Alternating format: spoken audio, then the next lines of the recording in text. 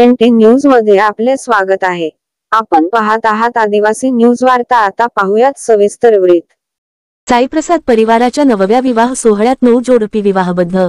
देश विदेशातील दानशूर दायित्वाने शासकीय रुग्णालय विष्णुपुरी नांदेड येथे गेल्या कित्येक वर्षांपासून निस्वार्थपणे कोणताही चेहरा समोर न येता रुग्ण व नातेवाईकांसाठी 2 वेळा अन्नदान व दिवसभर शुद्ध पाण्याची अखंडित सेवा करीत जिल्ह्यात विविध माध्यमांतून अडचणीच्या प्रसंगी निस्वार्थपणे होणार या मदतीने गरजूंच्या आशेचा किरण ठरलेल्या नांदेड येथील साईप्रसाद परिवाराकडून वाढत्या महागाईमुळे सर्वसामान्य कुटुंबाला विवाहाचा खर्च करताना येत असलेल्या अडचणी लक्षात घेऊन गेल्या काही वर्षांपासून अतिशय नियोजनबद्ध विवाह सोहळ्यातून 500हून अधिक थाटामाटात विवाहाचे स्वप्न पूर्ण केले आहेत। फेब्रुवारी 10 रोजी नांदेड येथे उस्माननगर रोडवरील गुंडेगावकर मंगल कार्यालयात 10 फेब्रुवारी रोजी साईप्रसाद परिवाराचा नववा विवाह सोहळ्यात 9 जोडपी विवाहबद्ध झाली।